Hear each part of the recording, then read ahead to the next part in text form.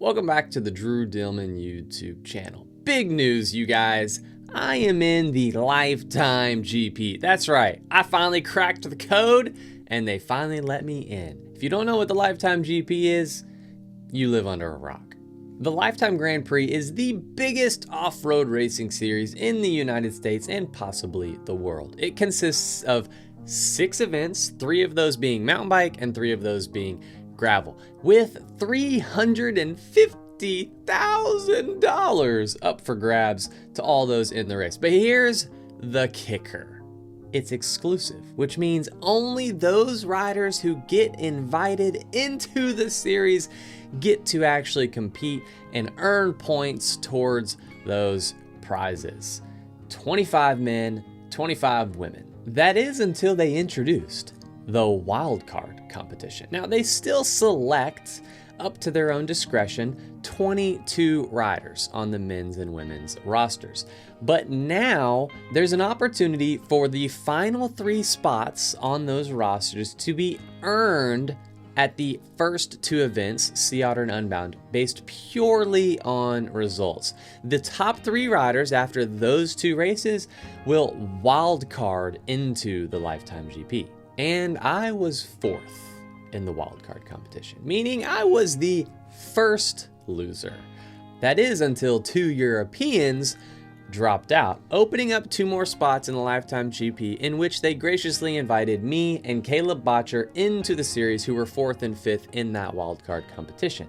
And of course, we both said yes, because come on, we wanted this.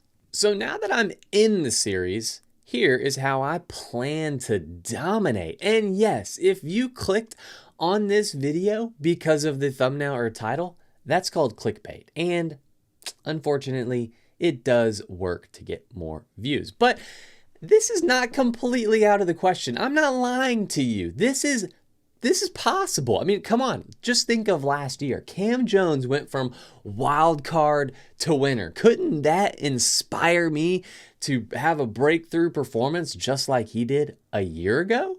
And while this might be mathematically possible, it's kind of far-fetched. I'll admit that. I'd have to win all 4 of the remaining Lifetime GP events, and Matt Beers and Keegan Swinson would have to get 5th place or worse. Kind of a tall order. So that might be a bit far-fetched. However, a top 10 is certainly within reason. In fact, here is a probability chart of how ChatGPT thinks of my overall results standings. And so what I maybe mean by win is actually meaning top 10. But either way, here's how I plan to do it. Dizzle Kibitz number 39, failing to plan is planning to fail. Actually, Benjamin Franklin said that, but you know, I'm stealing it. But first, a quick shout out to 2 of my sponsors. Avis Helmets has been a big supporter of mine for several years now, and they make some of the sharpest helmets on the market. There's a reason that Matthew Vanderpool looks so cool. It's because he wears an Avis. And they just came out with a brand new Airbreaker 2.0 this spring, and I have been loving it. You can check out all their helmets over at abisusa.com and save 20% on your next order with code RADDADD20. A new brand that I've partnered with this year is Underbutter. I ride my bike a lot, which means I have a lot of hours in my bike saddle. And on every one of those rides, I've had Underbutter protecting my nether regions. It really does last longer than all the other brands, and it really makes increasing training volume a lot easier on those sensitive areas. If you want to grab yourself some Underbutter chamois cream, head over to underbutter.com and you can save 20% on your next order with code RADDADD20. All right, back to my GP domination plan. Step 1, lock in. Even after only being in the series for a few days now, I already feel this like healthy pressure and motivation from this new perspective. It's almost like I hear this constant whisper in the back of my head saying, dude, you're a GP athlete. You better start acting like one. And for me, that's a good thing. I was already extremely committed to the process, but now I'm a GP athlete. I'm even more committed to that process because I want to crush this series. I'm more committed now than ever to the training, the nutrition, the race prep, so that I can get the best result possible. Another thought in this regard is that of Eric Liddell.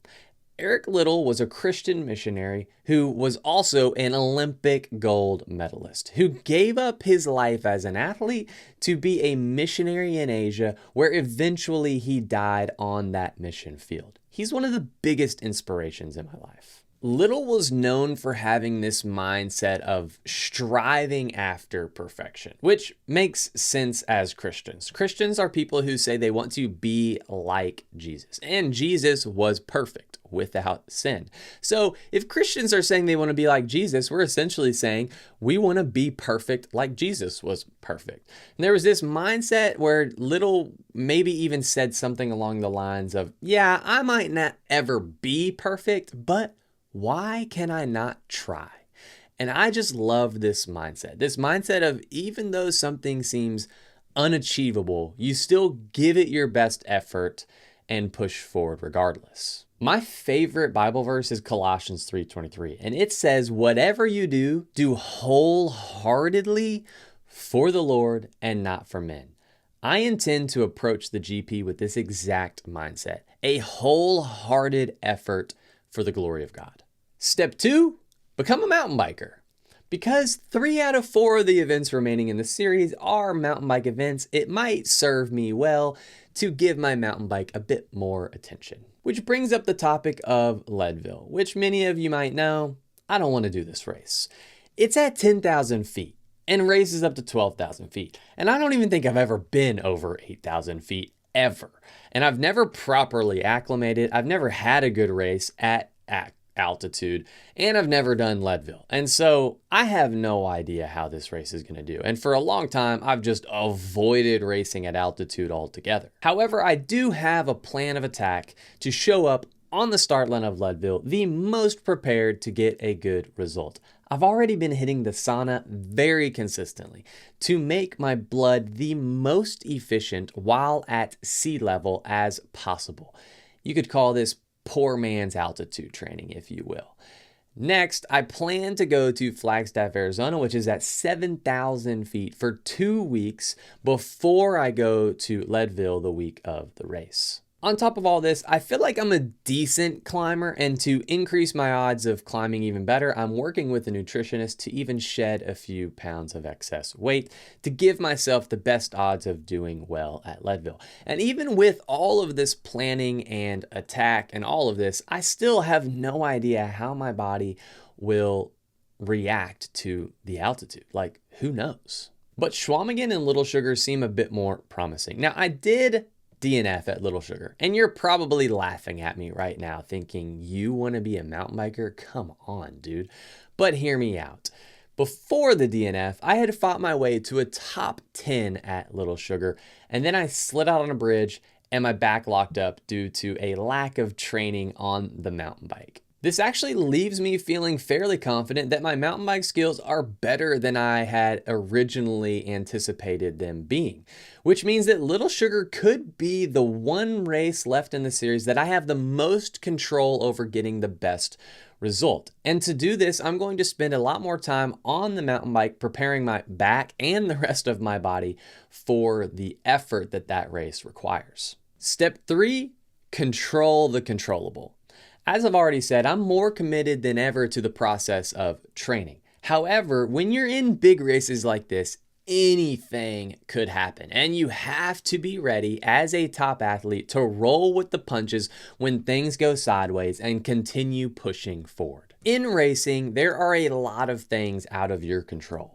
But there are also a ton of things within your control. And if you really want to minimize your risk of something bad happening, you want to be on top of all of the things that you can control. I may not be able to control if I puncture on the sharp rocks at Little and Big Sugar, but I can show up with the best tires for the job, and I can control how many plugs I carry and how well I know how to use them. I may live at sea level, and I might hate altitude and Leadville, but You best darn know that I am going to do everything I can to acclimate to the best of my ability so that I can show up to Leadville with the best odds of doing well.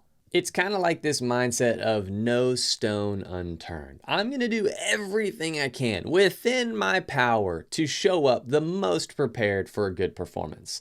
Some of this I can't control, but a lot of it I can control. So I'm going to focus on the things that I can control and roll with the punches with everything else. In his book, The Comeback Quotient, Matt Fitzgerald writes, "The term locus of control refers to where individuals place responsibility for their successes and failures. Individuals who have an internal locus of control see themselves as having the capacity to achieve their goals by their own initiative in most situations, even if external forces are working against them." Dizzle Kibitz number 40, you are the captain of your ship. Step 4, get better at sprinting. Schwamigan and Big Sugar have both come down to big bunch sprints. And while sometimes a breakaway or a solo rider might get up the road, there's usually a big bunch sprint that end up determining a huge layout of the GP spots. I learned this lesson the hard way at Unbound this year. I ended up in a group of about a dozen riders racing for somewhere around 25th place. Had I been good at sprinting, I could have gotten 25th and solidified my spot in the wildcard competition. However, I sucked at the sprint and I got 33rd and I lost my wildcard spot. It sucked. Two things come to mind here. First, I need to actually practice sprinting at the end of really hard workouts when my muscles are fatigued to actually simulate the types of sprints I'll be doing in these races. And second, I really need to improve my technique at sprinting, meaning I need to really analyze the finish before the race so that I give myself the best odds at actually doing well in the sprint. Last year at Big Sugar, I started my sprint a little too early and got swarmed by a ton of riders right before the finish. Lesson learned. Dizzle Kibitz number 4, always sprint. Step 5, risk it for the biscuit. Because I'm not one of the top dogs, I might not have such a target on my back, which means I could have leeway to be a bit more aggressive in some of these races. If the legs are there and the opportunity arises, I could very well see myself trying to get into a break or sending a late race attack to try to put myself ahead of the main group. Again, last year at Big Sugar, I crested the final climb in the top group of like 6 or 7 guys. And we were only about 1.5 miles, 2 miles from the finish. But then they all sat up looking at each other because of points or whatever. And like 12 dudes caught us. And most of those dudes who caught us ended up beating me in the sprint. Had I sent a late race attack over the top of that climb, though I was completely maxed out, but hypothetically, had I sent an attack and had those leaders or those top guys looked at each other long enough to give me a gap, I could have soloed away for 5th place. But instead, we got swarmed, I sucked at the sprint, and I got 14th. I wish that I had risked it for the biscuit. Also, knowing the points situation could actually play to my advantage. Knowing who's marking who could let me get away with the right riders and get an advantage. Dizzle Kibitz number 29, you gotta be willing to lose the race to win the race. All right, so there it is. That's my game plan. This is what I plan to do to put myself in the best position for a top result in the GP for the second half of this season. I'm currently sitting 18th place with 20 points. And so making up a 34-point deficit to first place seems a bit far-fetched. But making up a 10-point deficit to a top 10 GP result actually seems really within reason. And I am ready to give it my best effort. If you're watching this video, I want to say thank you for supporting my racing career. Getting into the GP has been a big goal of mine, and I am extremely grateful for the encouragement and the support that all of you have shown me over these years. Whether you've sent me an encouraging message or even rooted against me, it's all worked to get me to where I am today, and to that I say thank you. That's all I've got for this video. I'll see you guys in the next one.